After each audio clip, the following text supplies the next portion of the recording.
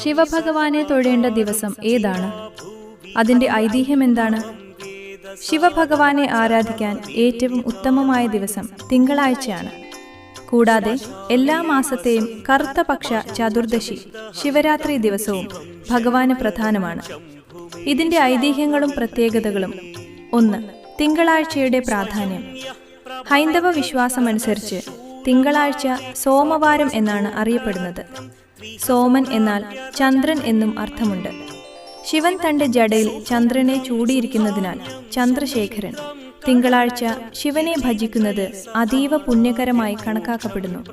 ഐതിഹ്യം: ദക്ഷശാപം മൂലം തേജസ് നഷ്ടപ്പെട്ട ചന്ദ്രൻ ഭഗവാനെ തപസ് ചെയ്ത് ശാപമോചനം നേടിയത് ഒരു തിങ്കളാഴ്ചയാണെന്ന് കരുതപ്പെടുന്നു.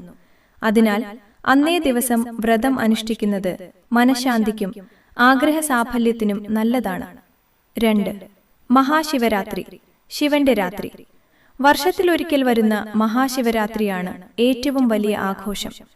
കുംഭമാസത്തിലെ കറുത്ത പക്ഷ ചതുർദശി നാളിലാണ് ഇത് വരുന്നത്. ഐതിഹ്യം: പാലാഴി മഥനം.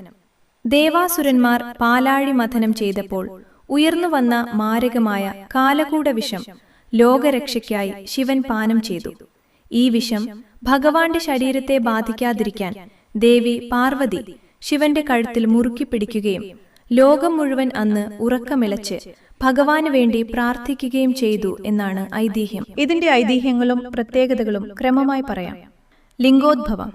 ബ്രഹ്മാവിനും വിഷ്ണുവിനുമിടയിൽ തർക്കമുണ്ടായപ്പോൾ ഭഗവാൻ അനന്തമായ ഒരു അഗ്നിസ്തംഭമായി ലിംഗമായി പ്രത്യക്ഷപ്പെട്ടതും ഈ ദിവസമാണെന്ന് പറയപ്പെടുന്നു. 3. മാസശിവരാത്രി. എല്ലാ മാസവും കറുത്ത പക്ഷത്തിലെ ചതുർദശി തിഥി മാസശിവരാത്രിയായി ആചരിക്കുന്നു. അന്നേ ദിവസം വ്രതം നോൽക്കുന്നതും ഓം നമഃശിവായ ജപിക്കുന്നതും സർവ്വപാപങ്ങളും നീങ്ങാൻ സഹായിക്കും. 4. പ്രദോഷം. ഓരോ പക്ഷത്തിലെയും വെളുത്ത പക്ഷവും കറുത്ത പക്ഷവും ത്രയോദശി തിഥി സന്ധ്യാസമയമാണ് പ്രദോഷം. ശിവക്ഷേത്രങ്ങളിൽ ഏറ്റവും വിശേഷപ്പെട്ട വഴിപാടുകൾ നടക്കുന്ന സമയമാണിത്. പ്രദോഷകാലത്ത് ശിവൻ കൈലാസത്തിൽ ആനന്ദ താണ്ഡവമാടുന്നു എന്നാണ് വിശ്വാസം.